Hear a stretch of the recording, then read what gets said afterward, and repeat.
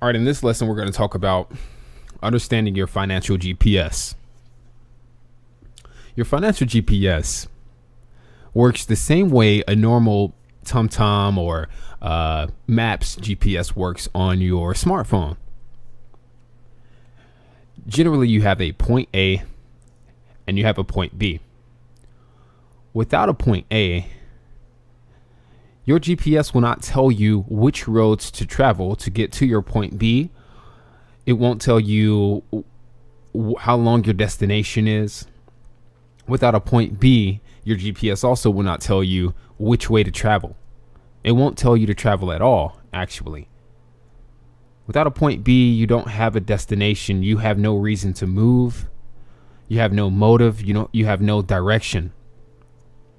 And a financial GPS could come in all kinds of forms. This could be in the form of a mentor, basically you finding someone who has the success in which you desire and modeling your daily routine after theirs and doubling down on what they have done to succeed, to do 2x or 3x. Finding a mentor that can give you direction on which way to travel to accomplish the specific goal in which you're looking to accomplish. So if you're looking to start a digital marketing agency, find someone who owns a digital marketing agency or has a successful agency, and maybe try to exchange or offer them value in exchange for mentorship. Maybe an internship. Say, hey, can I come in and see how you run your agency? Can I get a job at your agency? Or, could I meet with you 30 minutes, every 2 or 3 days, or an hour of your time out of the week? Are there any resources that you could give to me to help me build my agency? Now, most people who are successful are generally would not mind at all helping another person who wants to achieve that level of success find those resources. Now, it wouldn't make sense for you to go to someone that's in your city who has an agency or restaurant or whatever type of business you're trying to build and ask them for their resources or for mentorship. If you're looking to build a business within the same industry, the same market, in the same city, to basically become their competition, use your common sense and go and find someone who has your success, but won't feel that your interests are a threat to them. Okay. But in order to understand which way to travel to reach your point B, in order for you to put yourself in a position to be properly mentored by someone who does understand how to get you to that point B, you've got to understand first where you currently are, your point A. What debt do you have right now? What are your financial obligations? Who in your life are you financially obligated to? Do you have children? Do you have people that you care for? How many bills do you have? How much money does it take for you to pay all of your bills every month? Okay, how much money do you have in the bank account? How much money do you have saved? What are you currently invested into? Where are you spending your money?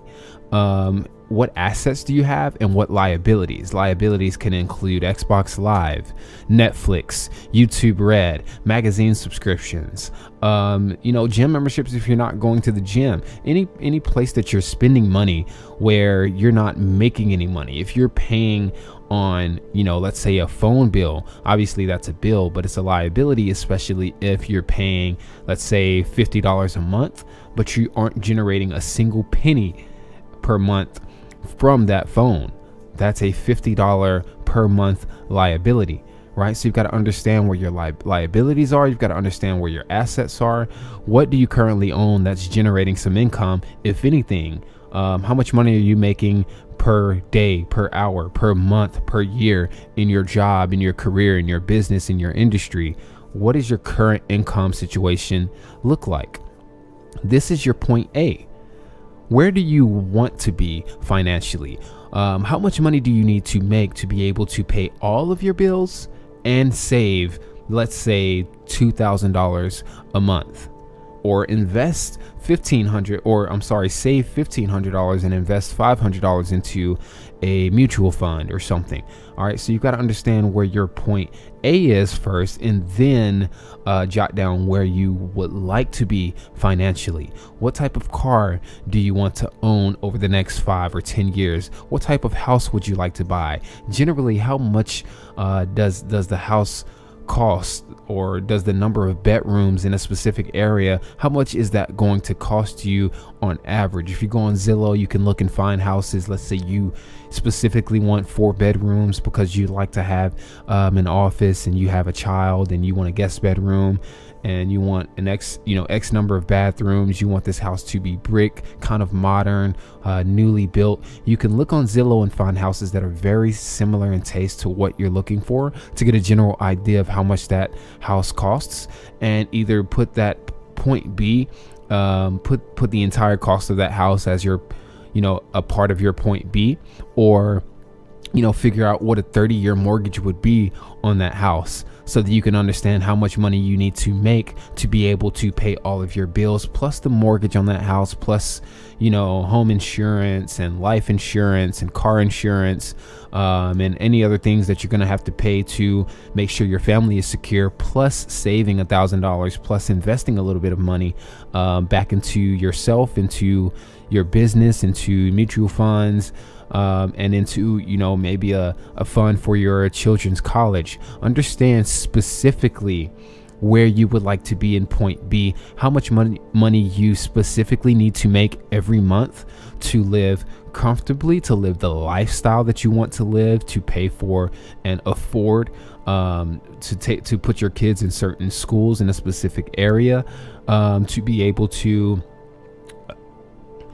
travel and kind of enjoy the lifestyle that you're planning on living, plus being able to put some money back to fall back on, and investing into multiple platforms to be able to generate a growing portfolio, right? To be able to invest into other businesses, to generate more streams of income or even passive income. How much money are you going to need to be able to start another business you want to start? How much money are you going to need to be able to afford the lifestyle and the luxury, or the comfort that you wish to have? Not everybody needs $1 million. Not everybody wants to do this to be able to become wealthy. Some people just want to be financially secure and stable. So in your financial GPS, you've got to understand specifically why you need this money and how much money it is you need to be able to achieve the goals that you want to achieve and live the lifestyle you specifically want to live, to be able to make sure that your mother, your grandmother, your father, your grandparents, your children, your wife, your husband, whoever it might be that ultimately will become financially obligated to you, or is currently financially obligated, or who you are currently obligated to, financially. You've got to understand exactly where your point B is, and ultimately what your long-term financial goals are. Get that down to how much money you need every month, down to how much money you need to make every year to be able to save and invest, and live the lifestyle that you want to specifically live. What car is it that you want? What car is it that your husband or your wife wants? What school do you want to send your children to if they decide they want to go to college? How much do you need to save and invest, and maybe put into a Roth IRA or whatever it might be, to be able to generate enough money to, one, have a fund that you can fall back on and retire on, to be able to have enough money saved for your children to start a business or go to the college of their choice. Now, what is that gonna look like financially? How much do you need to save every month, or generate every month, as not just an income but a profit, your net income? Figure out what your point B is financially. Doesn't necessarily have to be quote unquote realistic, because everything is realistic. If you open up your mind to being open to other opportunities to be able to make the money that you say you want, whether it be $100,000 or 100 million or even $1 billion a year. It's all possible. Nothing is quote unquote unrealistic, unless you choose to limit your beliefs on yourself, right? So be as unrealistic as you want to be, so long as you understand specifically where your money's going to go, why you want that money in the first place. Because part of understanding your financial GPS is understanding that at the end of the day, it's not actually about the money. It's not actually about the expenses.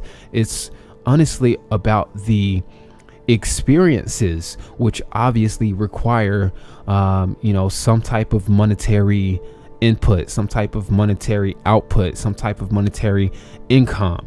All right. So you've got to specifically understand what it is you want, down to the color of the bricks of your home. And we're going to talk about this in another lesson in the next module about the power of visualization. But you need to grab a blank, spiral notebook, a college ruled notebook, specifically for your financial goals, for your ideas, but specifically for writing down what your expenses are every month. When you subscribe to something new, or when you get a new bill, put that into this notebook so that you can know the specific day that this bill comes out, how much this bill usually is. You don't have to take notes every month on how much you spend, but have an idea of how much money you have to spend on bills and liabilities every month, but also on your business expenses and assets, so that you can understand what's going into your businesses and what's coming out as far as your net income and profits. You've got to understand your point A and your point B, even though you've never been to that point B, so that you can put that point B into your financial GPS. Once you understand where you are today, which most people don't, and then you consciously make an effort to understand where you would like to be on your point B, your mind is going to form the road, the path to navigate from point A to point B for you. So mentally, you are going to formulate that GPS into your head through the law of attraction, through subconscious conditioning, through becoming aware of what steps you actually need to take, what micro goals you need to accomplish to come a little closer to those major goals that you have listed. Okay, so in your financial GPS, in this spiral notebook that I hope that you do actually go out and get and label on the front of that notebook in Sharpie, financial GPS, list on one whole page, or maybe even 3 whole pages, your point A. Everything as far as what bills you have, what expenses you have, what liabilities you have or would like to have, even where would you like to spend your money. But of course, where you would like to spend your money is going to be that point B on a whole different page. So in your point A, what money is coming in? Where is it coming from? What do you have to do to get that money? And what money is going out today? What money that's going out today can be eliminated? So figure out where you can stop spending money. How much are you spending currently on fashion? How much are you currently spending on eating out or trying to eat healthy? How much money are you spending on recreation, movies, in-app purchases, technology, even maintenance on your car, or, little things. How much money are you saving? How much money are you investing into other people? That's your point A. What are you doing right now with your money? And your point B, figure out, what liabilities would you like to have? Xbox Live, Netflix, some subscription to a golf course.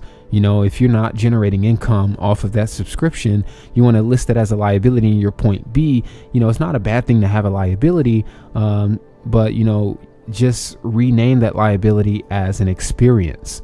We call some things expenses because even though they're not necessarily expensive, over time they're going to cost us a lot of money because they don't generate us any. So that's why you call them an expense. But if you're generating millions of dollars a year and you're paying out maybe 100,000 or even 50,000 or even 20,000 a year in quote unquote expenses and liabilities, then that's just money you're spending to experience life. And you've got to understand down to a T, like you've got to get a laser point focus on where you specifically want to be and what you want to spend your money on. What memberships would you like to have to certain organizations? How much money would you like to donate to charity every month or every year? What campaigns would you like to stand behind financially? Who would you like to invest to? Understand where you would typically where you could see yourself when you're financially where you'd like to be. Picture yourself where you are today and understand that, write that down, but think really hard on where you would like to be. Close your eyes and think about what it looks like to be financially where you want to be. How much money do you have in the bank? Where are you spending money? Who are you helping? What organizations are you a part of? What charities are you donating to? What literally are you paying for to be able to have a great experience in your household? All right. So you might want YouTube Red or Apple TV or Apple Music or a subscription to Spotify to listen to whatever music you want to listen to on your nice entertainment system in your brand new house. You might want a 3-car garage. You might buy a house in a specific location where the cost of living is a little bit higher. Totally understand that. Write down your point A and point B, and your mindset will kind of create that GPS for you to take you where you need to be, or you will find the mentors specifically that can help you get to a place you like to be compared to where he has become. All right, go ahead and mark this lesson as complete, and I'll see you in the next video.